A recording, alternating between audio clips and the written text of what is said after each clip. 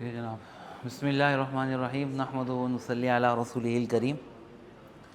ایک طویل عرصے کے بعد دوبارہ ہم سیرت طیبہ کی طرف الحمدللہ لوٹے ہیں۔ اللہ رب العزت ہمیں پہلے کی طرح، پہلے سے بھی زیادہ محبت سے، عقیدت سے اور اس جذبے سے اللہ کے نبی صلی اللہ علیہ وسلم کی سیرت سے سیکھنے کی توفیق عطا فرمائے کہ ہم اپنی زندگی بھی بدل سکیں، جس ماحول میں ہم رہتے ہیں وہاں بھی ہم کچھ بہتر کر سکیں، اور امہ کے حوالے سے بھی اللہ رب العزت اللہ کے نبی صلی اللہ علیہ وسلم کی سیرت کی روشنی میں ہم سے کوئی کام لے لے۔ اللہ پاک ہمیں قبول فرمائے، اللہ پاک ہماری زندگیوں کو تبدیل فرمائے، اور ہمیں وہ سوچ و فکر عطا فرمائے، وہ جذبہ عطا فرمائے کہ ہمیں ذریعہ و سبب بنا دے جناب رسول اللہ صلی اللہ علیہ وسلم کی سیرت و سنت کو لے کر پوری دنیا میں، خاص طور پہ مسلمانوں میں، کہ ہم کوئی بہتر تبدیلی پیدا کر سکیں۔ یہی جذبہ اور یہی نیت ہے، اور ہمارے لیے دلیل سب سے بڑھ کر یہ ہے کہ خود اللہ رب العزت نے فرمایا لَقَدْ كَانَ لَكُمْ فِي رَسُولِ اللَّهِ أُسْوَةٌ حَسَنَةٌ، اور یہ ہمارا ایمان ہے، یہ ہمارا یقین ہے کہ اللہ کے نبی صلی اللہ علیہ وسلم قیامت تک کے آخری انسان کے لیے اور اس دنیا کے ہر مسئلے کے حل کے لیے اور ہر سچویشن میں ہر شخص کے لیے آپ علیہ الصلوۃ والسلام اسوہ حسنہ ہیں۔ آپ بہترین نمونہ ہیں، آپ سے بڑھ کر علم کا، عمل کا، فکر کا، جذبے کا، کوشش کا اللہ کے نبی صلی اللہ علیہ وسلم سے بہتر کوئی یعنی ہمارے پاس کوئی مثال ہو ہی نہیں سکتی۔ یہ ایمان و یقین کا تو ہمارا حصہ ہے، لیکن پریکٹیکل لائف میں اس کو سمجھنے کے لیے ہمیں اللہ کے نبی صلی اللہ علیہ وسلم کی سیرت و سنت کو اس زاویے سے دیکھنا ہوگا، اور عقیدت اور محبت سے بڑھ کر ہمیں اس کو اپنی اس زندگی میں، جس زندگی کے روزمرہ مسائل کو ہم اپنی دانش، اپنی عقل، اپنی سمجھ یا جس تہذیب کے اندر ہم رہ رہے ہیں، اس نے جو ہمیں مسائل کے حل کے لیے جو پیراڈائم، جو اسٹرکچر دیے ہیں، ہم اپنی ڈیلی روٹین میں ان مسئلوں کا حل جو ان تمام چیزوں کی روشنی میں کر رہے ہیں۔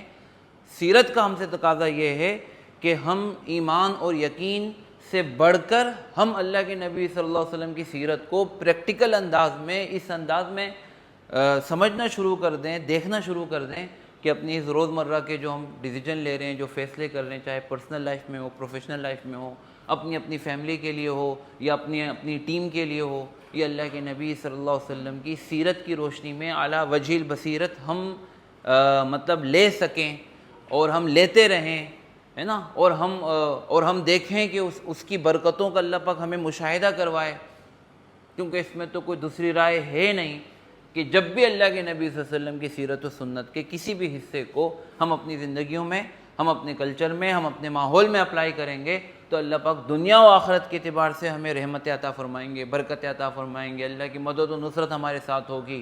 اور یہی وہ جوہر تھا، وہ روح تھی جو صحابہ کرام رضوان اللہ عنہم اجمعین لے کر پوری دنیا میں گئے، اور پوری دنیا میں اللہ پاک نے ان کو غلبہ، قوت، طاقت عطا فرمائی، اور پوری دنیا میں وہ چھا گئے۔ ان کے پاس ایسی کیا چیز تھی جو آج ہم مسلمانوں سے مس ہے؟ یقیناً بہت ساری چیزیں ہو سکتی ہیں، لیکن سب سے بڑھ کر جو ان کے دلوں میں اللہ کے نبی صلی اللہ علیہ وسلم کی عظمت و محبت تھی، اور آپ کے لائے ہوئے دین اور طریقوں پر جو اعتماد تھا، اور اس کو دنیا میں پھیلانے اور نافذ کرنے کا جو جذبہ تھا، یہ روح ہمارے اندر سے ختم ہو گئی، اور جو کچھ بھی ٹوٹی پھوٹی ہم یا ہمارے جیسے بہت سارے مسلمان مل کر کوشش کرتے ہیں، اس کا مقصد یہی ہونا چاہیے۔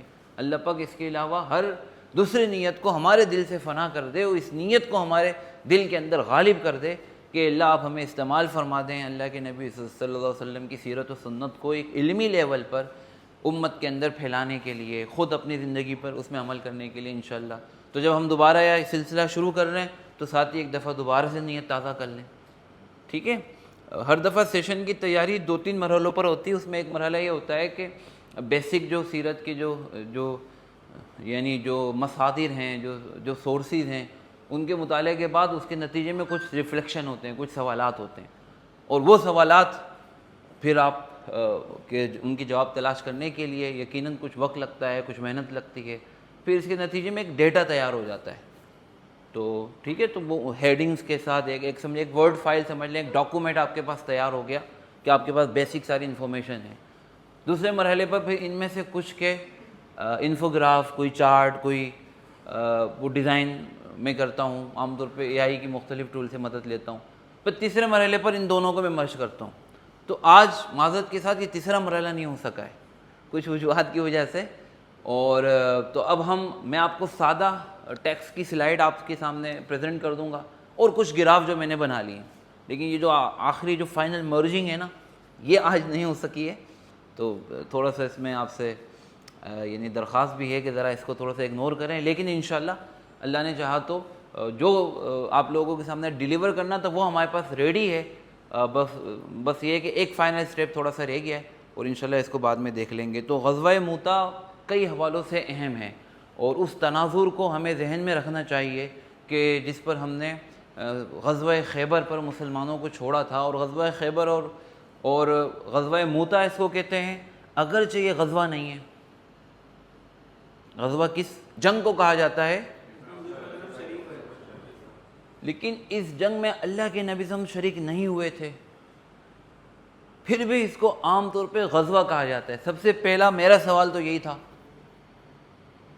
اور سیرت کی ایسی اچھی کتابوں میں جو بڑے ٹیکنیکل اور فنی بھی ہوتی ہیں، ان میں بھی کہیں نہ کہیں اس کو غزوہ لکھا ہوا تھا. اور عمومی طور پر جو اہل علم جو بیانات دیتے ہیں، اسٹیٹمنٹ دیتے ہیں، واقعات سناتے ہیں، اس میں بھی اس کو غزوہ کہتے تھے. تو سب سے پہلے تو یہی خیال آیا کہ بھئی غزوہ کیوں کہتے ہیں.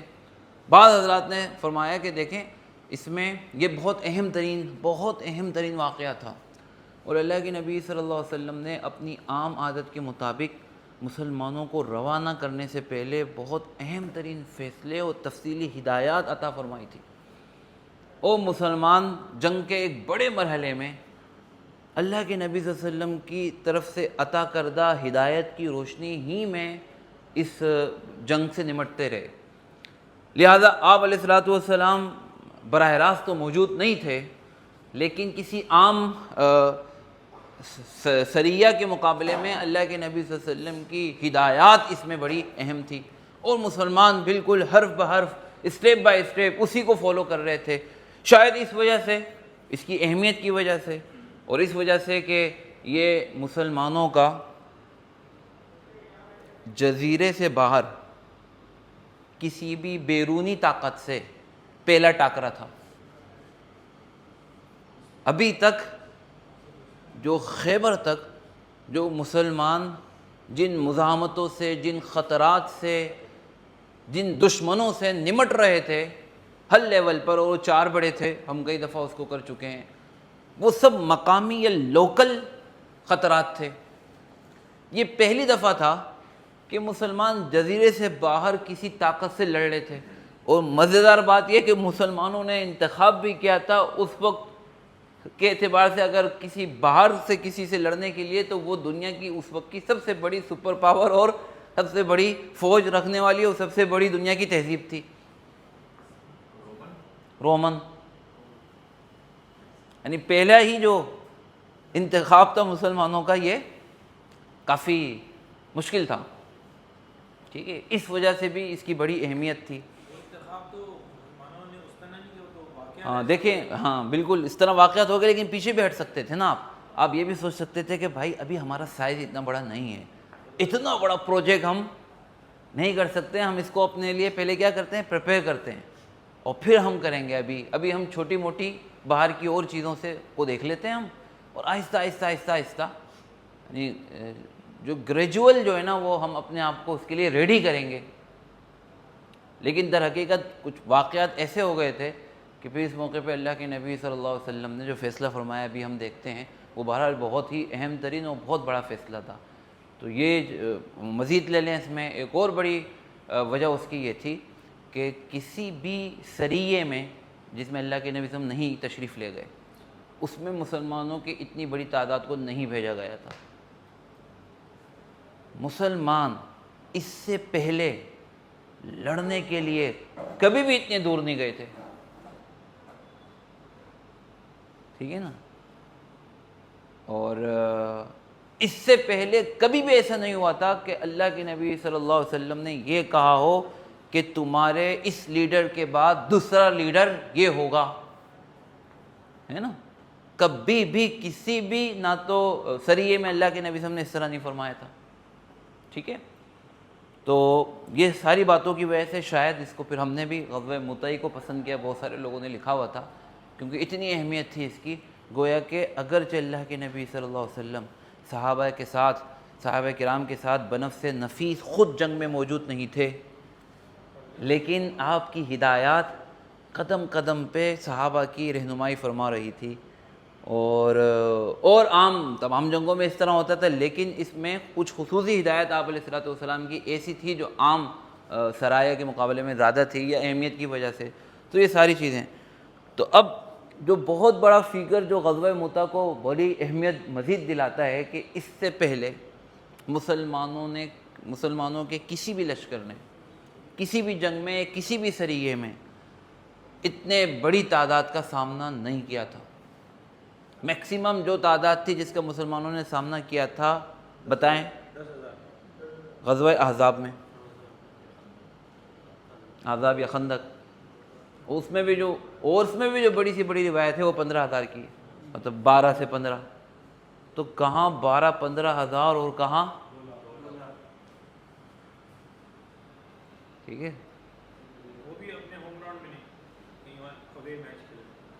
بہت دور. تو پھر میں نے کچھ ان سوالات کا بھی جائزہ لیا کہ یار یہ سفر کتنا طویل تھا، یہ موسم کیسا تھا. تو بہت ساری چیزوں کا سے ایک وہ ہوتا ہے نا. یہ کہاں سے بات آ گئی؟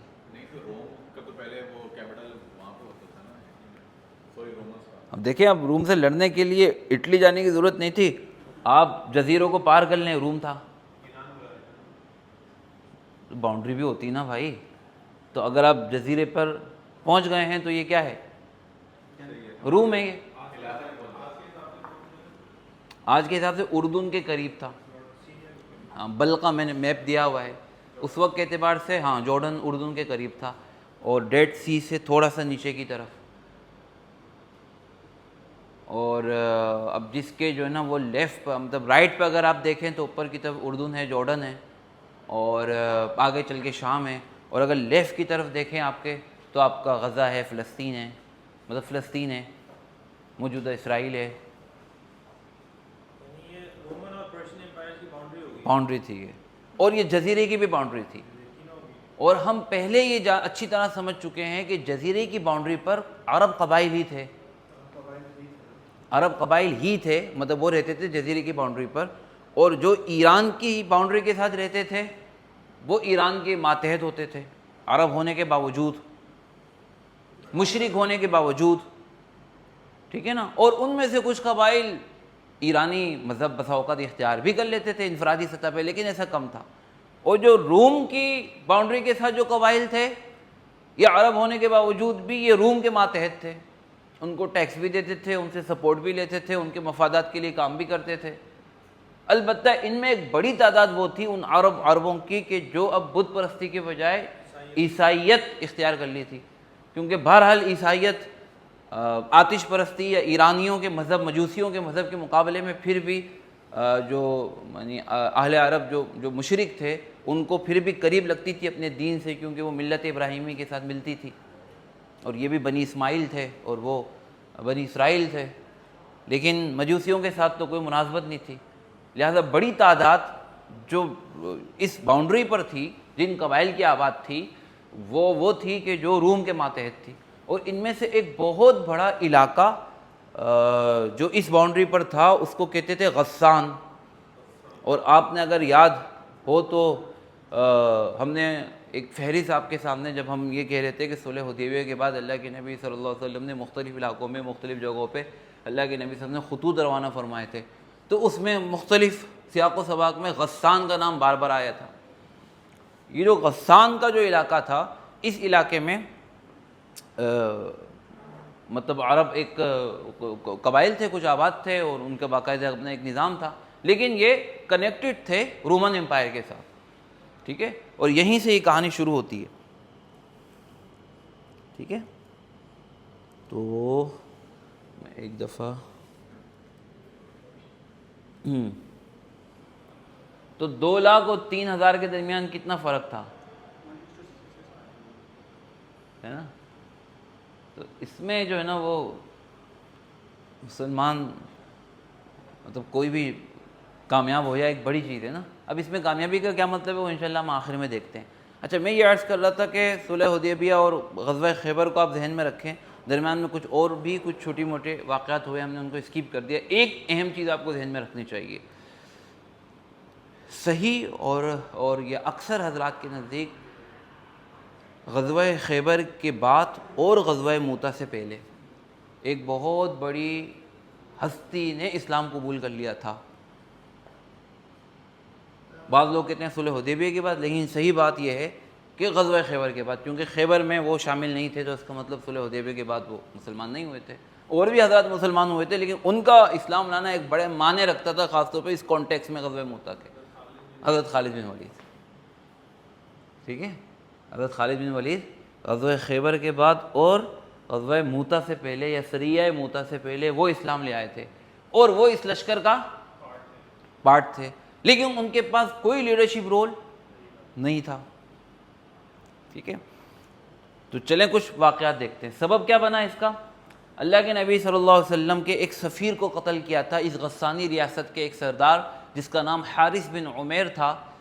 اس کا نام نہیں تھا، اس کے پاس اللہ کے نبی صلی اللہ علیہ وسلم نے، یہ بصرہ کا حاکم تھا یعنی شام، ٹھیک ہے، جو اردن سے آگے شام کی طرف اللہ کے نبی صلی اللہ علیہ وسلم نے حارث بن عمیر کی طرف ایک قاصد کو بھیجا تھا اور ان کو اسلام کی دعوت دی تھی. اچھا، یہ جب حارث بن عمیر یہ جب پہنچے موتا کے مقام پر، ٹھیک ہے نا، جو کہ اس وقت اس کا نام بلقا تھا اور موجودہ اردن یعنی جارڈن، تو وہاں غسانیوں کے ایک سردار جو قیصر روم کے ساتھ تھا، اس کا نام تھا شرجیل بن عمر، یہ سردار تھا. ظاہر بات ہے جگہ جگہ پہ ان کی وہ ہوتے تھے، کیا کہتے تھے، چیک پوسٹ ہوتی تھی. تو پوچھا بھائی کہاں جا رہے ہو نا، تو اور حلیے سے اور بقیہ جو معلومات اس کو مل رہی تھی کہ تم محمد صلی اللہ علیہ وسلم کے قاصد ہو. حارث بن عمر نے کہا کہ ہاں میں ان کا قاصد ہوں، اور بتا دیا کہ میں جا رہا ہوں بصرہ کے حاکم کی طرف. تو اس نے نامعلوم کس وجہ سے، حالانکہ ان کی طرف آ بھی نہیں رہا تھا اور کوئی ایسا واقعہ بھی نہیں ہے جو ان کی طرف سے ایسی حرکت ہو کہ جو اس کو نقصان پہنچائے، تو شرجیل بن عمر نے ان کو شہید کر دیا بغیر کسی وجہ کے. اس وقت بھی ظاہر بات ہے سفارتی دنیا کے اندر سفیر کا قتل ایک بہت بڑی چیز تھی. اور دوسرے لیول پہ اگر یہ دیکھیں تو یہ ایک باقاعدہ آفیشیل نمائندے تھے ریاست مدینہ کے، اسٹیٹ آف مدینہ کے کیا تھے، یہ نمائندے تھے. سفیر کی حیثیت تو یہی ہوتی نا، اس کی خود اپنی حیثیت بھلے ہو یا نہ ہو، لیکن جس کی وہ نمائندگی کر رہا ہے اس کی بہت بڑی حیثیت ہوتی ہے نا. تو لوگ اپنے نمائندوں کو بچانے کے لیے آج بھی دنیا میں بہت کچھ کر لیتے ہیں، ہے نا، بڑے آپریشن کر لیتے ہیں اپنے لوگوں کو بچانے کے لیے، خطرناک، کیونکہ ان کی اپنی پرسنل حیثیت ہو یا نہ ہو، لیکن یہ حیثیت جو ان کے ساتھ جڑی ہوئی ہے ایک بڑی ریاست یا قوم کی، ان کے ساتھ جو جذبات یا جو عزت وابستہ ہیں یہ بڑی اہم ہوتی. اور ظاہر بات ہے یہ لوگوں کے حوصلے کو بلند بھی کرتی ہے، عزت کو بھی بلند کرتی ہے اور نیچے بھی لے کر آتی ہے نا. لہٰذا آج بھی دنیا کے اندر بہت سے ملک اپنے باشندوں، اپنے سفیروں، اپنے نمائندوں، اپنے فوجیوں کے لیے یا ان کو سیکیور کرنے کے لیے یا ان کو بچانے کے لیے یا ان کو پروٹیکٹ کرنے کے لیے یا ان کو واپس لانے کے لیے وہ بڑی سی بڑی ڈیل پر کیا ہو جاتے ہیں، تیار ہو جاتے ہیں، بڑے سے بڑے آپریشن پہ تیار ہو جاتے ہیں، بڑی سی بڑی قیمت دینے پہ تیار ہو جاتے ہیں، بڑی سے بڑی جو ہے نا وہ حملہ کرنے پہ تیار ہو جاتے ہیں. ٹھیک ہے، اور یہ کسی بھی غیرت مند قوم کے لیے بڑا اہم ہوتا ہے. ٹھیک ہے، تو کہ وہ اس میسیج کو کس طرح دیکھتی ہے نا. اور کچھ پرو قسم کے لوگ ہوتے ہیں وہ اس میسیج کو بالکل دیکھتے ہی نہیں ہیں. ٹھیک ہے، ان کے لوگوں کے ساتھ کہیں کوئی کچھ بھی ہو جائے، ہے نا، اور مطلب ان کو کوئی مسئلہ ہی نہیں ہوتا ہے. سمجھ رہے ہیں نا آپ، ان کے لوگوں پہ کہیں پابندی لگ جائے اور کوئی مسئلہ نہیں ہوتا ان کو. کہیں سے کوئی گرفتار کر لے، کوئی اٹھا کے لے جائے، کوئی مسئلہ نہیں ہوتا ہے. تو یہ اس سے بھی کسی قوم کی نفسیات کا پتہ چلتا ہے. تو انہوں نے شہید کر دیا. اب اللہ کے نبی صلی اللہ علیہ وسلم کو یہ خبر ملی، ظاہر ہے تجارتی راستے تھے، ایسے تو نہیں کہ آج قتل ہوئے اور کل خبر مل گئی. ہم سمجھ سکتے ہیں کہ چند دنوں میں یا 1-2 ہفتوں میں اللہ کے نبی صلی اللہ علیہ وسلم کو یہ خبر ملی. تو اب اس تناظر میں آپ یہ دیکھیں کہ یہ مدینے کے لیے ایک قسم کا جنگ کا اعلان تھا. اور یہ جو سردار تھا شرجیل، اس کی اپنی حیثیت اتنی زیادہ نہیں تھی، لہذا یہ قتل اصل میں اس کی طرف سے نہیں تھا. اصل میں یہ میسیج کیا تھا مدینے کے لیے کہ یہ قتل کس کی طرف سے ہے؟ رومیوں کی طرف سے. کیونکہ یہ نمائندہ کس کا تھا؟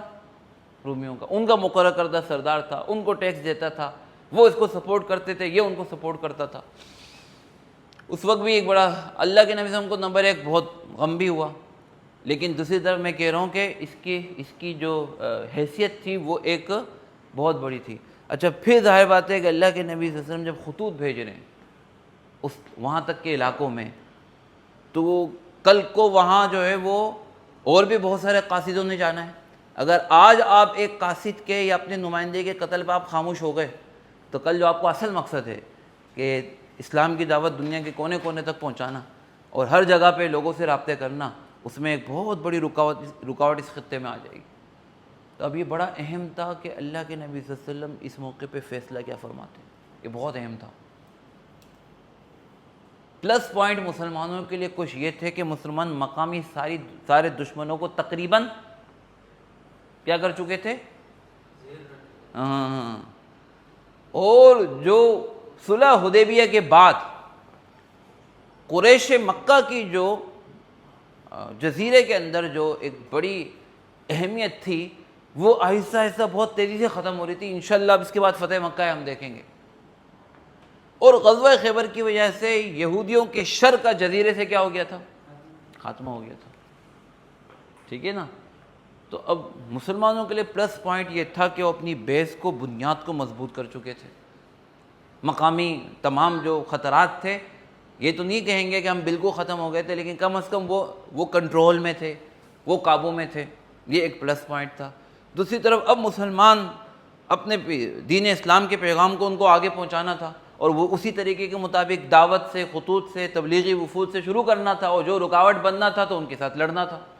لہذا آج نہیں تو کل یہ مرحلہ تو شروع ہونا ہی تھا. اس موقع پہ اگر اللہ کے نبی صلی اللہ علیہ وسلم کو آگے بڑھ کر کوئی انیشیٹو نہیں لیتے، کوئی اسٹیپ نہیں لیتے، تو یہ ایک بہت بڑا میسیج ہوتا، ایک بہت بڑا سوال ہوتا مدینے کے لیے. اور آئندہ جتنے بھی لوگ اس خطے کے اندر بطور سفیر جائیں گے، ان کی جان مستقل طور پر غیر محفوظ تھی. بات واضح ہو رہی ہے. لہٰذا اللہ کے نبی صلی اللہ علیہ وسلم کے لیے بہت تھا. آپ نے سوچ سمجھ کر فیصلہ کیا کہ ہم اس کا بدلہ لیں گے. ٹھیک ہے. اور آپ نے کہا کہ ایک مسلمانوں کے بڑے لشکر کو تیار کیا جائے. یہ اس موقع پہ بہت اہم ترین فیصلہ تھا. ٹھیک ہے نا. اب یہاں ایک سوال یہ تھا کہ بھائی سفیر تو، یہ میرا اپنا سوال تھا، سفیر تو صلح حدیبیہ کے بعد گئے تھے. ٹھیک ہے نا. اور یہ جو ہم کھڑے ہوئے ہیں یہ تو جو ہے نا وہ یعنی 8 ہجری ہے، اور صلح حدیبیہ ہوئی تھی 6 ہجری کو، اور سفیر تو اس کے بعد گئے تھے. تو یہ 8 ہجری میں سفیر کیا کر رہے ہیں؟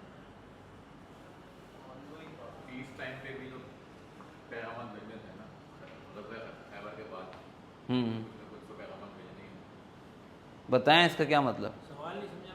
سوال یہ تھا کہ یہ سفیر بھیجے گئے تھے اللہ کے نبی کا خط لے کر، اور یہ بات ہے یہ ہم جب کھڑے ہوئے ہیں اس وقت غزوہ مؤتہ پر، یہ ہجرت کا 8واں سال ہے، 8 ہجری ہے. اور ہم نے پورا ایک وہ پڑھا تھا کہ اللہ کے نبی صلی اللہ علیہ وسلم نے تو صلح حدیبیہ کے بعد خطوط بھیجے تھے، اور وہ تھا 6 ہجری. تو 6 ہجری میں جب خطوط بھیجے گئے تھے تو یہ 8 ہجری میں خط کیوں بھیجا جا رہا تھا؟ ٹھیک ہے. بس اس کے اندر ایک تھوڑے سے بات یہ ہے کہ جو خطوط جو بھیجے تھے بڑے پیمانے پر بڑی ریاستوں کو فوری طور پر 6 سے لے کر 10 وہ فوری طور پہ صلح حدیبیہ کے بعد ہی بھیجے تھے، لیکن یہ سلسلہ مستقل چل رہا تھا. یہ اصل سمجھنے کی بات ہے. اس کی بعد سے مستقل اوقات میں مختلف لوگوں کو مختلف جگہوں پہ مختلف ریاستوں سرداروں کے پاس چھوٹے بڑے ہو، یہ سفراء کا یا اللہ کے نبی صلی اللہ علیہ وسلم کی طرف سے دعوت کا پیغام لے جانے والوں کا، آپ کا نام مبارک لے جانے والوں کا مستقل سلسلہ جاری تھا، ٹھیک ہے. لہذا ایسا نہیں ہے کہ 6 ہجری سے نکلے ہوئے تھے، شہادت 8 ہجری میں ہوئی، یا ایسا نہیں ہے کہ ایک وقت میں سارے بلک کی تعداد میں بس میسج کر دیے، خطوط بھیج دیے، اس کے بعد مسلمان ٹھنڈے ہو کے بیٹھ گئے تھے. ایسا نہیں ہے، بلکہ ایک مستقل محنت تھی جو مستقل جاری تھی، جنگوں کے ساتھ بھی جاری تھی، غزوہ خیبر کے دوران بھی جاری تھی، فتح مکہ کے دوران بھی جاری تھی، ٹھیک ہے. کہ سالوں اور مہینوں تک یہ محنت چلتی رہی تھی، مطلب مستقل یہ ایک دعوت دین کی محنت تھی. لہٰذا یہ 8 ہجری میں پیش آیا، اور 8 ہجری میں یہ پیش آیا جمادی الاولیٰ کے اندر، مہینے کے شروع میں اور مہینے کے آخر تک، یعنی 15 دن کے اندر اندر مسلمان اس کا جواب دینے کے لیے تیار تھے. 15 دن کے اندر اندر مدینے کے اندر ایک لشکر تیار ہو گیا تھا، جو میکسیمم لشکر تیار ہو سکتا تھا فوری طور پر، اور وہ سب اس کا جواب دینے کے لیے تیار تھے. اور یہ جواب دینے کے لیے کتنا دور جا رہے تھے آپ بتائیں، کتنا فاصلہ ہوگا مدینے سے یہاں تک؟ کتنا فاصلہ ہوگا؟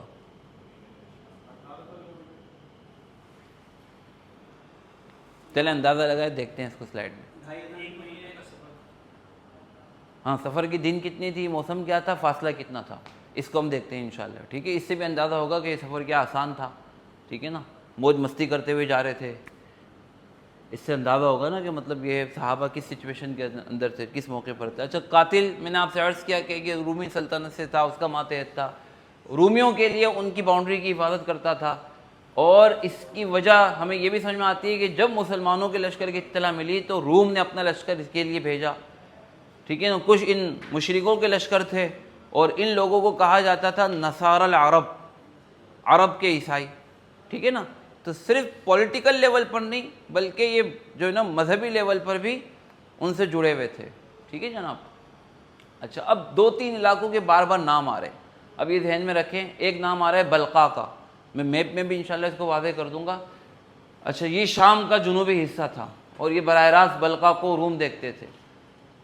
اور حجاز سے جب شام کی طرف قافلے جاتے تھے تو یہ بلقا سب سے پہلی جگہ ہوتی تھی کہ جہاں یہ آ کے گویا کہ آپ روم کی سرزمین پہ آتے تھے. اچھا، جو موتا تھا یہ بلقا کے علاقے میں ایک چھوٹی سی بستی تھی، اور مسلمان پہلے یہاں نہیں آئے تھے، ٹھیک ہے. اور یہ ڈیڈ سی کے مشرق کے اندر تھی، اردن کے قریب. معاب کا لفظ بھی، معاب کے میدان کہلاتے تھے. اچھا، ایک لفظ آئے گا بار بار، معان. معان کیا تھا کہ جب مدینہ منورہ سے آپ شمال کی طرف سفر کرتے ہیں، شام کی طرف، تو معان وہ سب سے اہم آخری سرحدی مقام تھا کہ جو جہاں سے آپ جزیرے سے آپ باہر نکل جاتے تھے.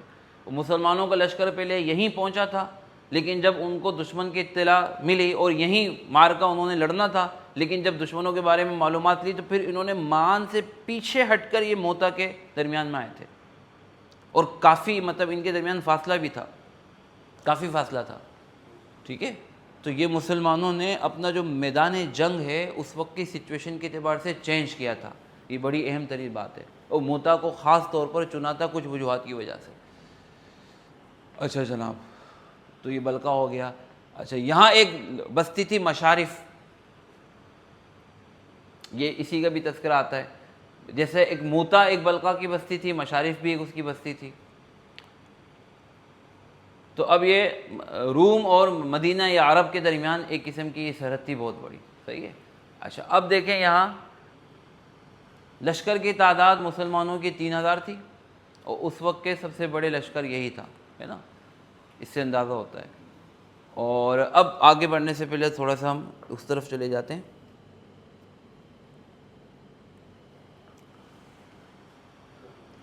کتنے کلومیٹر تھا جی؟ 1000 کلومیٹر، ٹھیک ہے نا.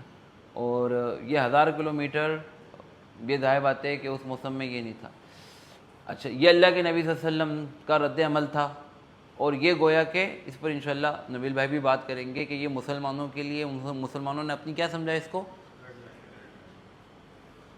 مطلب جو لوگ بھی جن کی بھی ویلیوز ہوتی ہے، جن کے بھی جو ہے نا وہ کو بڑے مقصد کے لیے وہ دنیا میں جی رہے ہوتے ہیں، تو ان کی کوئی ریڈ لائن بھی ہوتی ہے، ٹھیک ہے نا. مطلب فلیکسیبلٹی بھی ہوتی ہے، کمپرومائز بھی ہوتا ہے بسا اوقات، اور لیکن ان کی کوئی ریڈ لائن بھی ہوتی ہے نا. اور جن کی کوئی بھی ریڈ لائن نہیں ہوتی ہے، کیا ہوتے ہیں وہ ہاں ان کی پھر کوئی ویلیوز بھی نہیں ہوتی، ان کی ویلیوز بھی بدلتی رہتی ہے۔ اچھا اب یہاں ہم دیکھتے ہیں کہ اللہ کے نبی صلی اللہ علیہ وسلم نے کیا کیا۔ اب چند چیزیں دیکھیں۔ سب سے بڑا اجتماع، نمبر 2، آپ نے مدینے سے باہر قریب میں ایک جگہ تھی، آپ نے سب کو وہاں جمع ہونے کا حکم دیا، سارے لشکر کو، ٹھیک ہے، اور آپ نے وہاں جا کے نا پورے لشکر کی ترتیب خود دیکھی اور آپ نے ان کی نماز کی امامت خود کروائی، ٹھیک ہے، یہ غیر معمولی اہتمام تھا۔ پھر کیا کیا اللہ کے نبی صلی اللہ علیہ وسلم نے؟ اب یہ بہت اہم ترین بات تھی جو کسی بھی دوسرے سریے سے غزوہ موتا کو یا سریہ کو ممتاز کرتی ہے، آپ نے یک بعد دیگرے 3 امیروں کو مقرر کیا۔ آپ نے فرمایا کہ لشکر کے امیر زید بن حارثہ ہوں گے۔ اچھا ان کی تعیین بھی بہت اہم تھی۔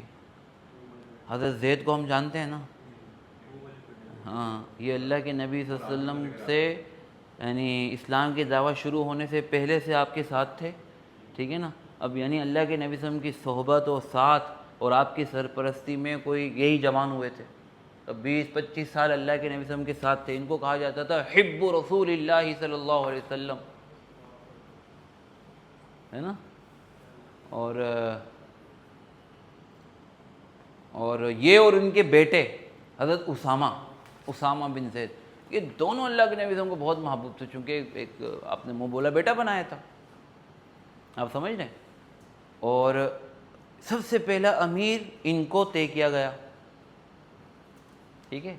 اب ایک اور بھی بہت بڑا میسیج تھا اس میں، ایک تو یہ تھا کہ میرے تعلق والا، مطلب اگر کوئی خطرہ ہے تو سب سے پہلے حب رسول اللہ صلی اللہ علیہ وسلم، وہ کیا ہے آگے، یہ ایک میسیج تھا۔ دوسرا ایک اور بہت بڑا میسیج تھا، یہ قریش کے نسبی اعتبار سے قریش سے ان کا کوئی تعلق، خاندانی اعتبار سے یہ کوئی ایسے خاندان کے فرد نہیں تھے جس کو اس وقت کے ماحول میں بڑی اہمیت دی جاتی ہو۔ تو ایک دوسرا بڑا میسیج تھا یہ، ہے نا۔ اللہ کے نبی صلی اللہ علیہ وسلم کے ہر قدم میں تو ایک پیغام ہوتا ہے نا کہ یہ کوئی نسلی برتری سے بڑھ کر مسلمانوں کی جو لیڈرشپ کے جو فیصلے ہوں گے نسلی اور خاندانی فوقیت اور برتری سے بڑھ کر ہوں گے، اس کے لیے صلاحیت دیکھی جائے گی، دین کے لیے قربانی دیکھی جائے گی، اور اس کے لیے یہ نہیں دیکھا جائے گا کہ آپ کا خاندان، آپ کا بیک گراؤنڈ کیا ہے۔ یہ ہو سکتا ہے بعض صورتوں میں اہم ہو، لیکن یہ وجہ ترجیح نہیں ہے، دیگر چیزیں زیادہ اہم ہیں۔ اچھا ایک بات یہ تھی، پھر آپ نے فرمایا اگر زید شہید ہو جائیں تو دوسرے سردار کون ہوں گے؟ اور ہمیں حضرت جعفر کے بارے میں ہم نے سنا ہے ابھی خیبر میں ہی پہنچے تھے یہ 16 سال بعد، کہاں سے؟ حبشہ سے، اور ان کا تعلق اللہ کے نبی صلی اللہ علیہ وسلم سے کیا تھا؟ آپ کے سب سے محبوب چچا ہے نا حضرت جناب ابو طالب جو ہے نا ان کے بیٹے تھے، اور آپ ہی کے بھیجے ہوئے بڑے ایک مشن کو انہوں نے 16 سال تک بڑی کامیابی سے نبھایا، اور بہت کامیابی سے وہ مسلمانوں کو واپس لے کے آئے تھے خیبر میں۔ اور دیکھیں خیبر میں جب آئے تھے نا، ہم نے وہاں تفصیل سے بات کی تھی، ان کو ایک افسوس تھا، کیا تھا؟ ایک افسوس تھا کہ اتنی بڑی بڑی جنگیں میں نے کیا کر دی، مس کر دی، اور خیبر میں بھی پہنچے تو خیبر فتح ہو چکا تھا، ہے نا۔ تو افسوس کا اظہار کر رہے تھے کہ میں نے بدر بھی مس کر دیا، احد بھی مس کر دیا، ہے نا۔ اور ہم نے یہاں وہاں یہ بھی دیکھا تھا کہ اللہ کے نبی صلی اللہ علیہ وسلم نے یہ نہیں کہا کہ یار جعفر تھوڑا جلدی آ جاتے، ہے نا، بلکہ کیا بات کہی تھی کہ مجھے سمجھ میں نہیں آ رہا کہ مجھے زیادہ خوشی خیبر کے فتح ہونے کی ہے یا جعفر کے آنے کی ہے۔ تو ظاہر بات ہے حضرت جعفر نے اظہار کیا تھا کہ آپ نے مجھے دیکھیں بھیجا اور اتنی ساری چیزیں میری مس ہو گئی نا، لیکن جو نا وہ سچائی کے ساتھ اظہار تھا، لہذا اب اس تلافی کا موقع اللہ کے نبی صلی اللہ علیہ وسلم ان کو دے رہے تھے۔ دیکھیں اس بارگاہ میں ایسا نہیں ہوتا تھا کہ آرٹیفیشلی ویسے مصنوعی طور پر یار آپ ہمیں بول دیتے، ہمیں کیوں نہیں بولا، اور بعد میں پتلی گلی سے نکل گئے۔ وہاں جو بولا جاتا تھا نا پھر ہاں اس پر جو ہے نا وہ اچھا یار آپ اس بات کو محسوس کر رہے ہیں کہ آپ یہ کام نہیں کر سکے، آپ کو ذمہ داری نہیں دی گئی، تو لیڈرشپ آئندہ کے لیے سوچ کے رکھتی تھی بھائی کہ جیسے ہی آئندہ اس قسم کی کوئی ذمہ داری آئے گی، لہذا وہ ایسا نہیں تھا کہ آپ بس بول کے سرسری نکل جاؤ، بلکہ وہاں جو آپ بولتے تھے اس کی ذمہ داری بھی آئندہ کے لیے اون کر کے آپ کو اٹھانی پڑتی تھی۔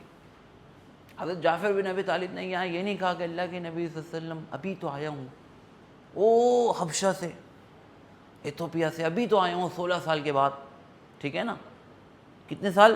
16 سال کے بعد، اور اب آپ دوبارہ بھیج رہے ہیں مجھے اتنی دور، ٹھیک ہے نا، مطلب ٹھیک ہے بھیج دیجیے گا، تھوڑا قریب شریف بھیج دیجیے گا، ایسا نہیں کہا۔ ایک اور اس کے اندر بات تھی کہ یہ اللہ کے نبی صلی اللہ علیہ وسلم کے اپنے خاندان کی نمائندگی تھی کہ اگر ایسی کوئی بڑی چیز ہے جو خطرے والی ہے تو میرا خاندان بھی اس میں کیا ہے، سب سے آگے ہے۔ اور ظاہر بات ہے آپ کی کوئی سگی اولاد تو نہیں تھی، تو آپ کے سب سے خاندان میں مردوں میں سب سے قریبی آپ کے چچا بھی شہید ہو گئے تھے حضرت حمزہ، تو سب سے خاندان میں آپ کی قریبی جو آپ کی نمائندگی کرتے تھے وہ کون تھے؟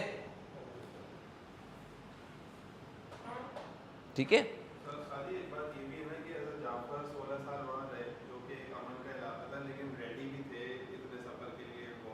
ہاں بالکل، ایسا نہیں تھا کہ انہوں نے کہا تھا کہ تھوڑا سا مجھے موقع دیتے ہیں ذرا پیٹ ویٹ برابر کر لوں، ہاں بھائی ہو جاتا ہے نا، مطلب ایک انسان نہیں وہ ایک بیٹل فیلڈ کے اندر نہیں ہوتا ہے تو ذرا سا پٹھے وٹھے، ہاں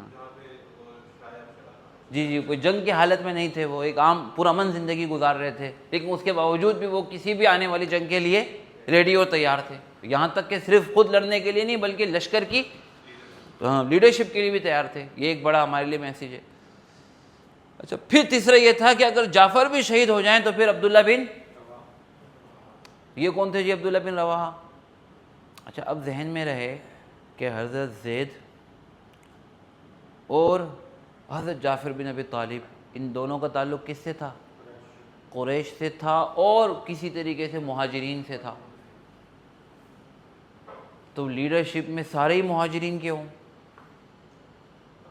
ہاں دیکھیں اللہ کے نبی صلی اللہ علیہ وسلم تو انصار کی طرف سے بھی ان کی بڑی قربانیاں تھیں، وہ بھی بڑے بہادر و شجاع تھے، ان کی طرف سے اس میں بھی کوئی لیڈر ہونا چاہیے، تو اس کے لیے اللہ کے نبی صلی اللہ علیہ وسلم نے ایک بڑے جوشیلے اور بہت بڑے شاعر ہے نا، ان کا انتخاب کیا، ان کا انتخاب بڑا بڑا بامانہ تھا، یعنی انصار میں اور بھی بڑے لوگ تھے جن کو چنا جا سکتا تھا، لیکن خاص ان کو جو چننا نا بہت اہم تھا، ٹھیک ہے، اور آگے انہوں نے بہت زبردست کردار کی۔ پھر آپ نے بڑی اہمیت سے آپ نے خود اپنے دست مبارک سے علم بنایا جو اس زمانے میں ایک نشان ہوتا تھا اور حضرت زید کو دیا۔ یہ ساری باتیں بڑی اہمیت تھی کہ خود آپ آئے، لشکر کی ترتیب، نماز پڑھائی، تین۔ اچھا، جب یہ انہوں نے کہا کہ بھائی یہ شہید ہو جائیں تو یہ شہید ہو جائیں تو یہ شہید ہوتا ہے، یہ تو سب مدینے والوں کو، سب لشکر والوں کو جو جا رہے تھے ان کو کیا میسج ملا؟ اور ہاں، یعنی جس جنگ میں لیڈر شہید ہو جائے تو اس کا مطلب وہ جنگ جو ہے نا وہ واقعی میں جنگ ہے۔ لیڈر شہید ہو جائیں اس کا مطلب یہ ہے کہ حالانکہ لیڈر تو ظاہر بات ہے کہ وہ تو کافی لوگ سب اس کی نا مطلب پروٹیکٹ کرتے ہیں نا اس کو، وہ بھی شہید ہو رہا ہے تو پھر اس کا مطلب ہے کہ میرا بھی اس ارادے اور نیت سے مدینے سے یہ لشکر نکل رہا ہے، ان جذبات کے ساتھ کہ بھائی یہ تینوں لیڈر تو شہید ہو ہی جائیں گے، تو اس کا مطلب ہے میں نے بھی کیا ہونا ہے۔ اس انداز سے گھر سے نکلنا کوئی آسان کام،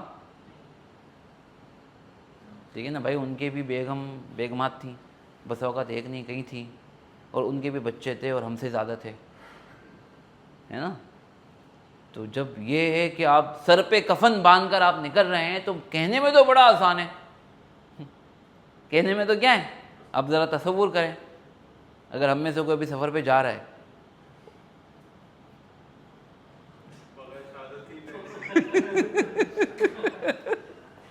اور اللہ نہ کرے کسی وجہ سے کوئی ایسی سچویشن پیدا ہو جائے، اللہ سب کو خیر و عافیت کے ساتھ گھر واپس پہنچائے، لیکن گرمی تو وہاں پہ بھی بہت ہے، کسی وجہ سے جنگی حالات تو چل ہی رہے نا بھائی، کسی وجہ سے کوئی ایسی سچویشن پیدا ہو جائے کہ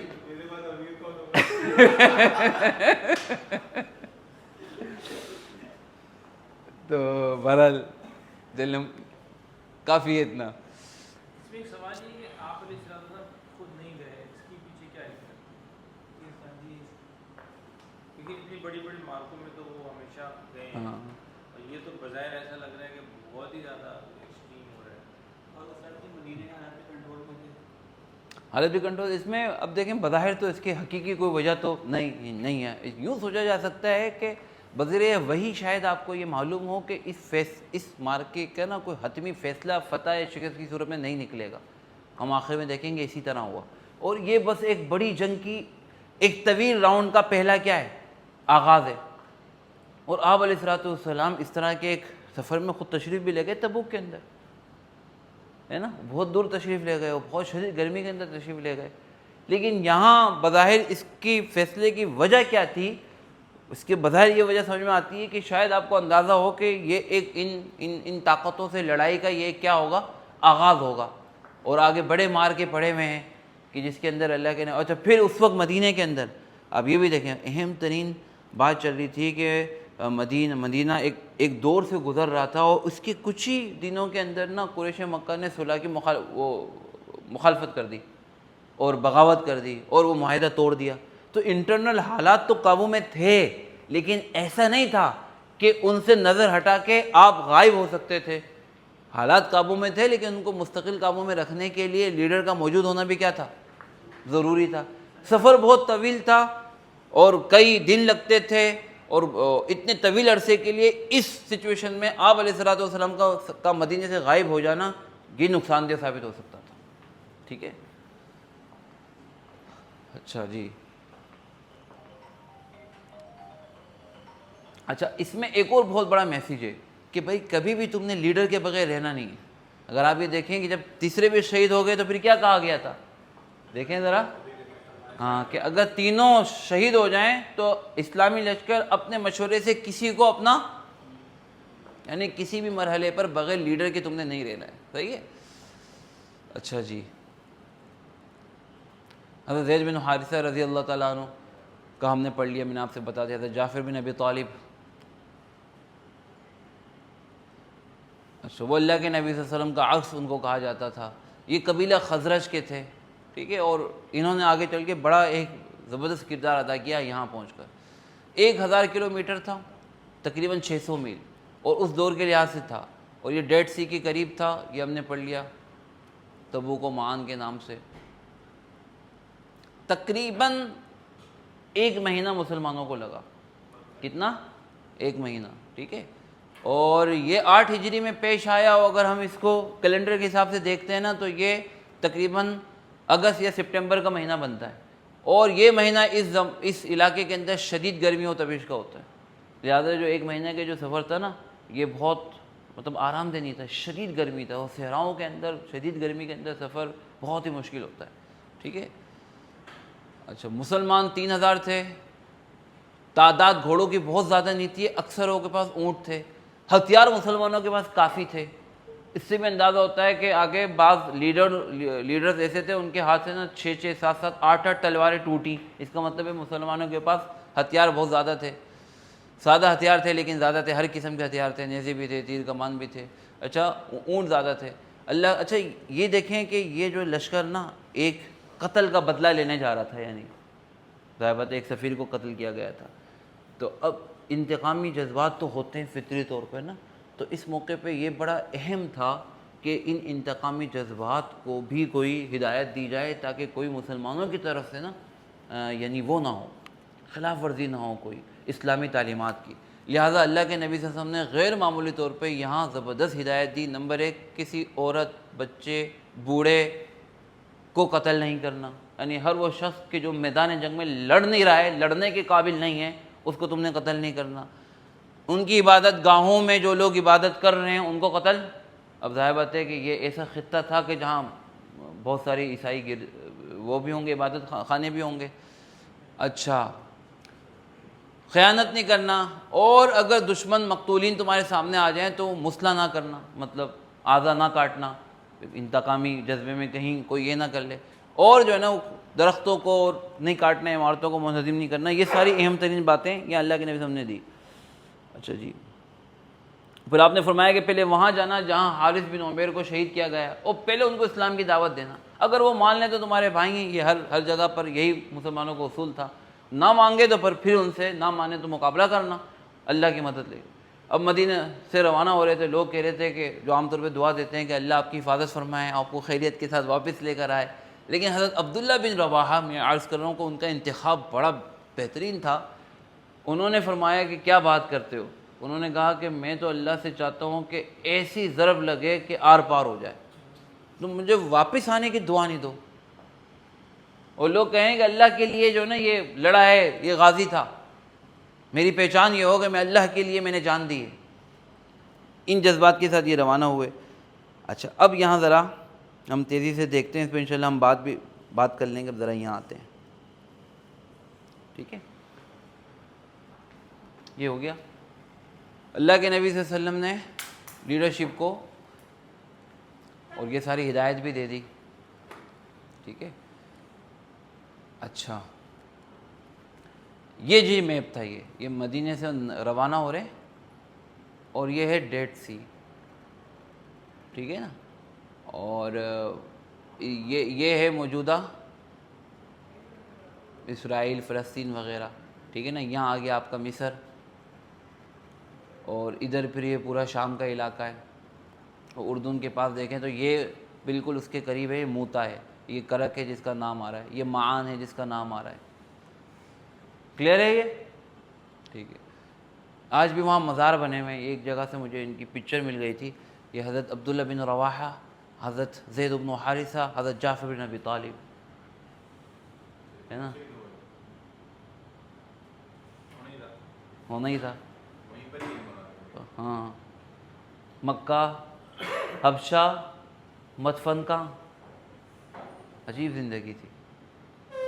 مکہ کے باسی سردار کے بیٹے، حبشہ افریقہ کے جو ہے نا وہ علاقوں میں ایک بڑی زندگی کا حصہ گزرا. واپس آئے اور دوبارہ روم چلے گئے اور روم کی سرحد پر شہید ہو گئے. کیا زندگی تھی ان کی. واپس بھی نہیں لائے گئے ان کو، ٹھیک ہے. 1000 کلومیٹر اور 30 دن کا مستقل سفر. اب وہاں پہنچے نا تو اطلاع ملی کہ بھائی 1 لاکھ کا لشکر تو یہ غسانیوں نے خود اپنا بنا لیا ہے، مختلف قبائل سے یہ، اور روم نے 1 لاکھ کا لشکر مزید بھیج دیا ہے. اس کی تعداد میں مختلف اقوال ہیں، البتہ ایک بات پہ سب متفق ہیں. اس میں کچھ جو ہے نا وہ جو گورے مورخ ہیں نا، انہوں نے تھوڑا سا اختلاف کیا ہے. وہ کہتے ہیں اتنی بڑی فوج اس وقت رومیوں کے پاس نہیں تھی. تو ان کا کہنا یہ ہے کہ یہ 40 50 60 ہزار تھے، اور غسانی عرب ملا کے 1 لاکھ تک ہوں گے یہ. تو بہرحال 1 لاکھ ہوں یا 2 لاکھ ہوں، مسلمانوں کے مقابلے میں یہ بہت بڑا کیا تھا، لشکر تھا. لیکن اسلامی جتنے بھی مورخین ہیں وہ 2 لاکھ تو کہتے ہی ہیں کہ 2 لاکھ تھے یہ، ٹھیک ہے. اچھا، ان کا کیا اندازہ تھا مسلمانوں کا؟ ان کو جنتے وقت اندازہ نہیں تھا کہ 2 لاکھ سے مقابلہ ہے. ان کے ذہن میں ہوگا بڑی جماعت ہے، لیکن اب وہ اصل میں ان کے ذہن میں تو یہ تھا کہ یہ شرجیل بن عمر اپنے قبیلے کے ساتھ جنگ کے لیے آئے گا، چونکہ ہم تو اس کو سزا دینے کے لیے آ رہے ہیں، ٹھیک ہے نا. اور یہ اندازہ نہیں تھا کہ اتنے بڑے پیمانے پر روم ان کی مدد کرے گا. لہٰذا یہ اندازے کے خلاف تھا. اس کی وجہ یہ ہے کہ اس موقع پر جب صحابہ نے یہ خبر سنی نا، ٹھیک ہے نا، تو اس موقع پر کچھ صحابہ نے کہا کہ بھائی رک جاؤ ذرا. اور 2 دن تک مسلمان یہاں انتظار کرتے رہے آگے بڑھنے سے پہلے معان کے مقام پر. 2 دن تک، اور آپس میں مشورہ کرتے رہے. ایک ظاہر بات بے چینی بھی تھی.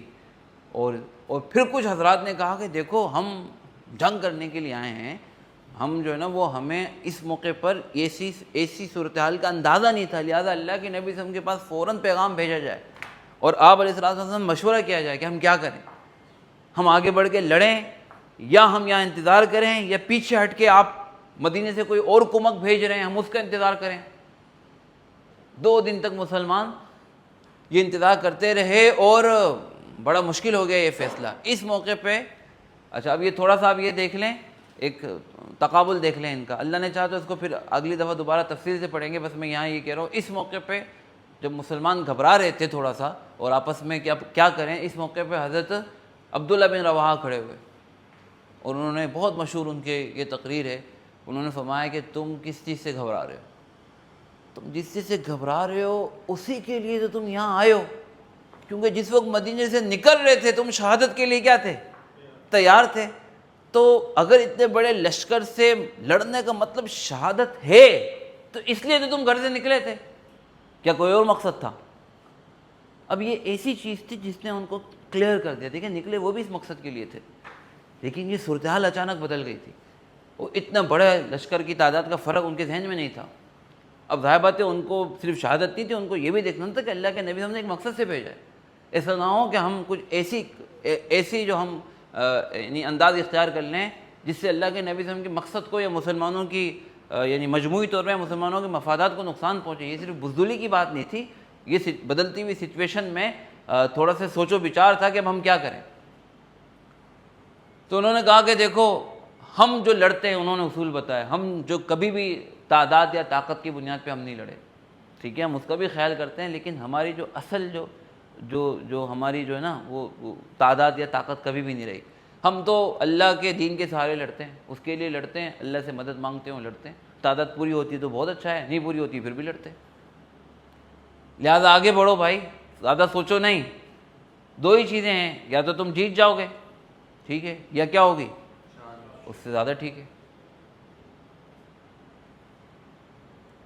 اچھا جناب, اب مسلمانوں نے کہا کہ ٹھیک ہے لڑتے ہیں, لیکن ایسا نہیں کہ انہوں نے بس لڑ کے مر جاؤ. انہوں نے اسٹریٹجی بنائی. حضرت زید بن حارثہ نے, انہوں نے کہا کہ ہم مان پہ نہیں لڑیں گے, ہم پیچھے ہٹیں گے. مشاری سے پیچھے ہے یہ موتا کی طرف, اور موتا کی ایک خاص اہمیت تھی, اللہ نے چاہا تو ہم اس کو پھر بعد میں دیکھیں گے. یہاں سے آگے انشاءاللہ نویر بھائی کنٹینیو کریں گے.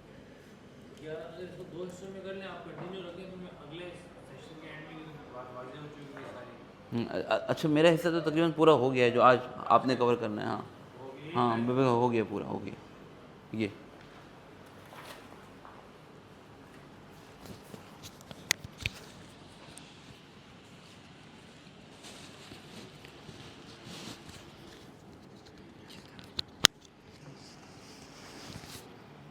جزاک اللہ.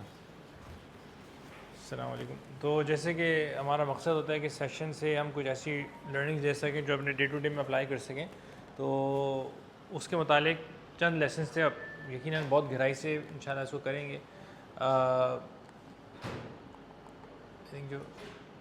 جو مفتی صاحب نے ایک بات کی تھی ڈیفائننگ باؤنڈریز, ریڈ لائن والی جو بات تھی کہ جو بھی آرگنائزیشنز ہوتی ہیں, کیونکہ ہم آرگنائزیشن پرسپیکٹیو سے دیکھ رہے ہیں, آلدو یہ تو ایک سیدھا اینگل سے ڈسکس ہو رہا تھا کہ ان کی بھی کچھ ویلیوز, کچھ پرنسپلز ہوتے ہیں کہ جس کے اندر رہ کے وہ آپریٹ کرتے ہیں.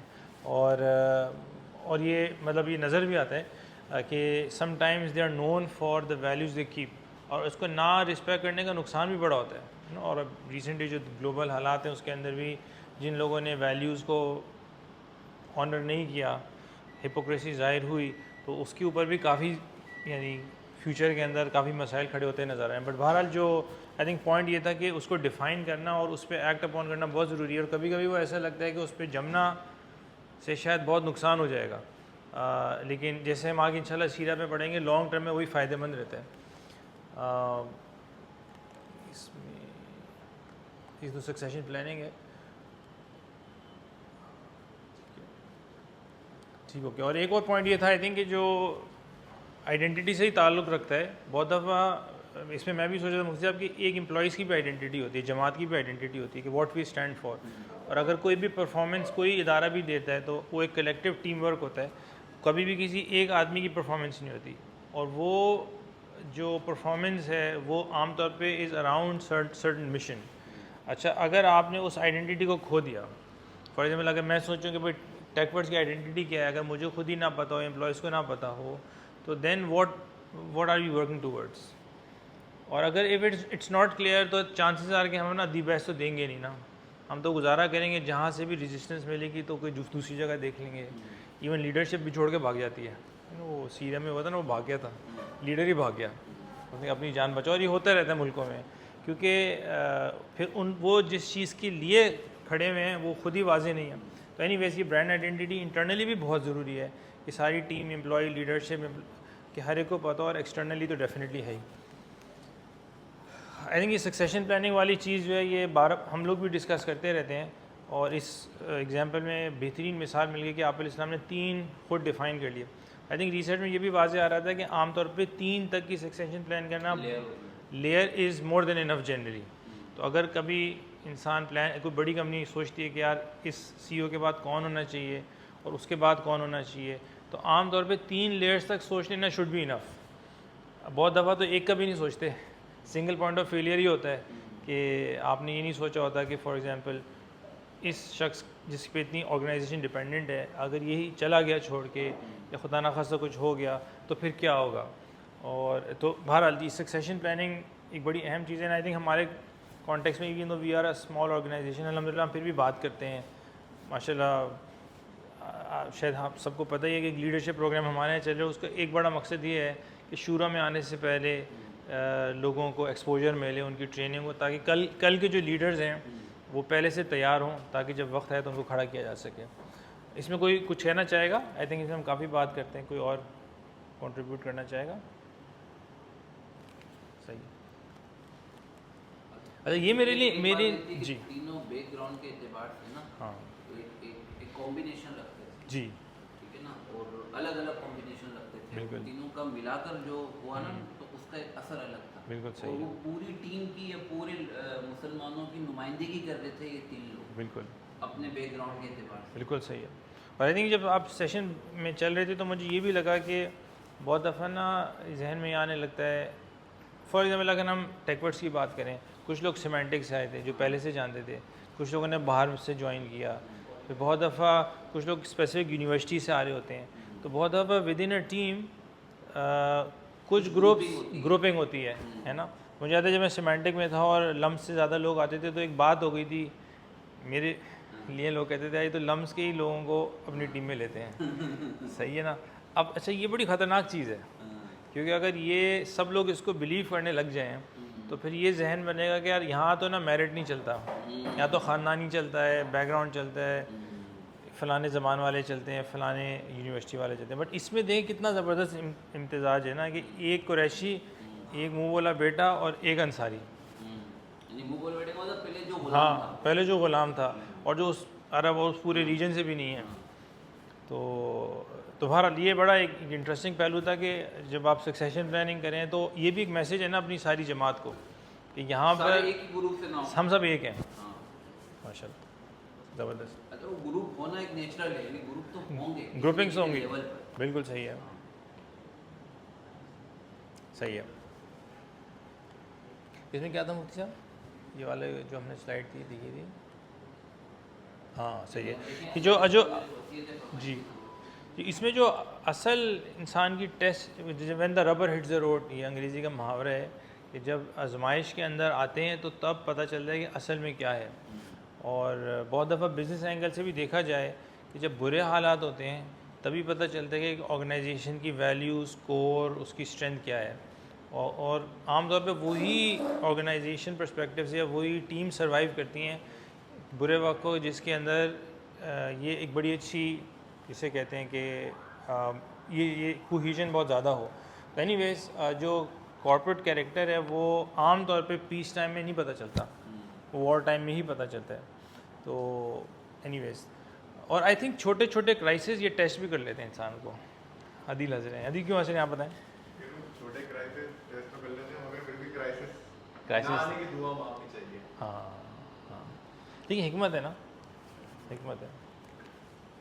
ویسے اگر دیکھیں چھوٹے کرائسس نہیں, اچانک بڑا آ گیا پھر کرائسس ہی نہ آنے کی دعا مانگو. اچھا صحیح, چھوٹا ہے نا, ایسا ہو سکتا ہے کبھی, اللہ سے مانگنا تو چاہیے, مانگنا تو چاہیے. ٹھیک ہے, ہاں صحیح ہے. یہ خیر یہ تو ابھی آئے گا نا آگے, یہ تو ابھی ساتھیوں کو آپ بتائیں گے نہیں. وہاں پہنچ گئے, اطلاع مل گئی. اچھا اس پر آپ آخری اینڈ کر سکتے ہیں. ہاں کیونکہ یہ تو وہ جو آپ اسٹریٹجی بتائیں گے تو اس سے متعلق ہے نا. تو آئی تھنک اس کو تو نیکسٹ ٹائم ہی کرنا چاہیے انشاءاللہ. یہ اس میں کوئی اور کچھ کہنا چاہے گا, سوری کوئی اور کچھ کہنا چاہے. میرے خیال سے اس کو وہ والا جو ہم سیشن کرتے ہیں نا بڑا سیشن, ایک دفعہ کمپلیٹ ہو جائے تو اس پہ بھی سوچیں گے, کیونکہ یہ بڑا ایک جی کوئی ایسی چیز آپ نے آج اس سیشن میں سیکھی ہو کہ جو اس سے پہلے مطلب یہ ہے کہ اس انداز میں شاید آپ کے علم میں نہ آئی ہو, کوئی ایسی چیز جس کا آپ سمجھتے ہیں کہ مجھے فائدہ ہوا پرسنلی. انسٹرکشن یا پروسیس وغیرہ صحیح طرح سے ہم نے بتایا تھا کہ یہ نہیں کرنا, یہ نہیں کرنا, یہ بڑا اچھا پوائنٹ تھا. بڑا وہ ہوتا ہے ڈیلیگیشن کرنا کہ بھائی صرف یہ نہیں کرنا ہوتا ڈیلیگیشن کی ذمہ داری سنبھالنی, بلکہ ذمہ داری کے ساتھ ایک انسٹرکشنز بھی پوری پراپر طریقے سے دیں. آج کی دفعہ میں ڈیٹیل ایس او پیز بتانا صحیح, یہ نہیں کہ میں ایسا کر لینا پورا نہ کرنا, مطلب اچھے پورے کی ڈیفائن ڈیفینیشن بھی کرنا.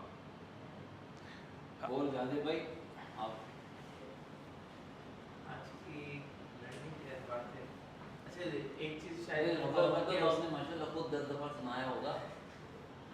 ایک چیز اس کے اندر اور اگر ایڈ ہو جائے تو وہ آگے جا کے پھر ہمارے لیے لرننگ کا بات بن جائے گی, جس میں عبداللہ بن رواحہ رضی اللہ تعالیٰ عنہ رک گئے اور وہ دیر سے نکلے. تو پلان کی ایگزیکیوشن جب کہہ دی جائے کرنے کے لیے لیڈرشپ کی طرف سے تو اس پر پھر ڈیلے کی رہنا گنجائش نہیں ہوتی. تو وہ آگے چل گیا, وہ آگے چل گیا. تو یہ تو نکل چکے ہیں یہاں سے نہیں, وہ وہاں رکے تھے. نہیں یہ کہہ رہے ہیں کہ جب بول دیا نا کہ 3 امیر بتا دیے اور جمعے کا دن تھا تو عبداللہ بن رواحہ کو جمعے کی نماز پہ دیکھا. یہ مشہور واقعہ سننے میں آتا ہے. بولا آپ یہاں کیا کریں, آپ ادھر روانہ کیا. میں نے کہا میری سواری تیز ہے. بولا بھائی 500 بعد جنت میں. اب یہ بات صحیح ہے, یہ سننے میں تو آتی یہ بھی ہے. اور آگے ایک این موقع پر بھی ایک جگہ پہ وہ رکے تھے. اچھا صحیح ہے, تو انشاءاللہ ان دونوں کو شامل کریں گے. نیکسٹ آگے والی کی بات ہے. صحیح. نیکسٹ آئی تھنک ایک چیز جو عدیل کہہ رہے تھے انسٹرکشنز, یہ آئی تھنک ایک ویکنیس ہے. اور جنرلی میں نے اپنے کیریئر میں دیکھا ہے کہ جب انسان لیڈرشپ پہ آتا ہے اور جب وہ ڈیلیگیٹ کرتا ہے, اور میں اپنے لیے بھی بات کر رہا ہوں, تو بہت دفعہ جس کو ڈیلیگیٹ کر رہا ہوتا ہے اس کو سکسیز کے لیے ریڈی نہیں کرتا. کیا مطلب, اس کو نا وہ تفصیلی ہدایات کرائسس کے اندر کیسے آپریٹ کرنا ہے, جیسے بتا رہے تھے عورتوں کو نہیں کرنا, یہ جو جنگ میدان میں ان کو نہیں کرنا. جن سچویشن کا سامنا ہو سکتا تھا جو ان کے لیے نہیں تھی. ہاں, جو اس مطلب پہلی دفعہ یوں جا رہے تھے نا, جی مطلب اس سے پہلے کبھی بھی نہیں بولا کہ عبادت گاؤں کو منحرف نہیں کرنا. ہاں, کیونکہ وہ عبادت نہیں, وہ تو بت کدے ہوتے تھے. ہاں اور بتوں کو گرانے کے لیے تو اسلام آیا تھا. بالکل. لیکن اب یہ بت کدے نہیں تھے, یہ اسلام کی, یہ اللہ کی توحید ہی کے لیے گھر بنے تھے. جی عیسائی جو گرجا کرتے نا, ہاں البتہ ان کے عقائد غلط تھے. تو یہ ایسی سچویشن تھی کہ پہلی دفعہ مسلمانوں کا اس سے واسطہ پڑتا, تو اس کے بارے میں کلیئر ایک انسٹرکشن دیتی. بالکل صحیح ہے. ایک کلائنٹ کے سامنے پیش کرنا ہے, پہلی دفعہ کلائنٹ کال ہے اور آپ نے پہلے بتانا ہے کہ دیکھو مائک کو چیک کر لینا, ویڈیو کوالٹی دیکھ لینا, جو بات آپ نے پریزنٹ کری ہے سلائڈز ریویو کروا لینا, اور کسی اور کو ڈیلیگیٹ کر دو کہ بھئی آپ اس سے ایک دفعہ ڈرائی رن کر لو. یہ وہ ساری چیزیں ہیں جو آئی گیس اس ڈیلیگیشن سے پہلے ہو جانی چاہیے, اس سے پہلے کہ وہ میدان میں اترے فرام بزنس پرسپیکٹیو.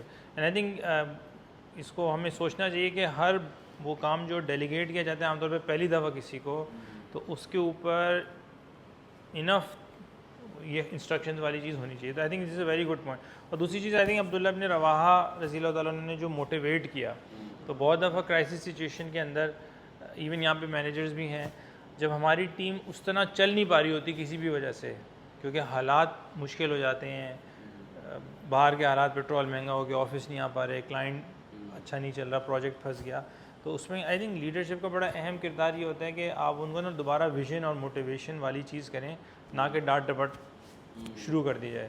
تو وہ والا بھی ایک بڑا اچھا اینگل ہے کہ جو انہوں نے بیان دی اور بولا کہ بھائی شہادت کے لیے تو آئے تھے. اینی ویز تو یہ بھی آئی تھنک موقع پہ نا مطلب مسلمان کنفیوز ہو رہے تھے, کنفیوز بھی ہو رہے تھے. تو اب اس موقع پہ نا کسی ایک کو آگے بڑھ کر کلیئرٹی دینی ہوتی ہے, کلیئرٹی دینی تھی. وہ تھوڑا بات جب مسلمان کلیئر ہو گئے تو وہی مسلمان تھے, پھر ان کو فیصلہ کرنے میں آسانی. پھر یہ ہوا کہ پھر اسٹریٹجی بننے لگی. اس سے پہلے ابھی تک ایک قسم کا نا ہینگ ہو گئے تھے, وہاں اسٹرک ہو گئے تھے, یار کیا کریں. جیسے ہی کلیئر ہوئے فوراً سے فیصلہ کیا کہ نہیں, میدان جنگ یہ نہیں ہوگا, ہوگا تو صحیح ہم اپنی مرضی سے منتخب کریں گے. اور وہ تقریباً کافی پیچھے آ گئے. بالکل انشاءاللہ اس کو ہم دیکھیں گے, نیکسٹ ٹائم بات بہت ساری وجوہات تھی. بالکل صحیح. چلیں جزاک اللہ. جی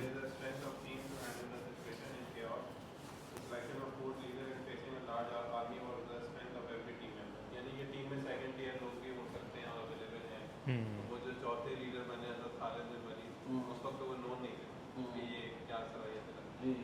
تو سیکنڈ ٹیئر میں یعنی لیڈرشپ میں بھی لوگ آئیڈینٹیفائڈ ہونے چاہیے. بالکل وہی سکسیشن پلاننگ والا پوائنٹ ہے کہ آپ کو پتہ نہیں چاہیے کہ بھائی اس لیئر کے بعد اگلی لیئر اور اگلی لیئر کے اندر کون کون کیپیبل ہے جس کو آگے لایا جا سکتا ہے. انشاءاللہ ڈیلیگیشن میں ایک آخری بات یہ تھی کہ جب آپ ڈیلیگیٹ کرتے ہیں تو بسا اوقات بات ایسا ہوتا ہے کہ واضح طور پہ معلوم نہیں ہوتا ہے کہ جب فرسٹ اسٹیپ لیا جائے گا تو رزلٹ کیا نکلے گا. تو آپ کو نا مختلف سیناریو بنا کے دینے چاہیے کہ بھائی اگر دیکھو اس طریقے سے آپ شروع کرو گے, اس طرح ہو گیا تو ٹھیک ہے, اگر اس طرح نہ ہو تو سیکنڈ سچویشن یہ ہو سکتی ہے, تھرڈ سچویشن یہ ہو سکتی ہے. تو بسا اوقات تو ایک بالکل ایک کلیئر ہوتا ہے کہ اسی طریقے سے ہم چلیں گے, یہی مطلب طریقہ یہی چلنے کا ہے. لیکن بسا اوقات یہ کلیئر نہیں ہوتا کہ یار اس پہلے اسٹیپ کے بعد وہ جو دوسرا اسٹیپ ہے جو اس پہلے اسٹیپ کے بعد آنا ہے, اگر یہ سچویشن ہوگی تو یہ ہوگا نا, اگر یہ سچویشن نہیں ہوگی تو اسٹیپ بھی بدل جائیں گے. بالکل بس صحیح، اوقات مختلف سیناریوں میں کیا آپ کو کرنا چاہیے، ایک اس کے بھی کچھ ہنٹ دے دینے چاہیے. بالکل صحیح. جزاک اللہ خیر. ٹھیک ہے، سبحان اللہ و بحمدہ، سبحان اللہ. Thank you.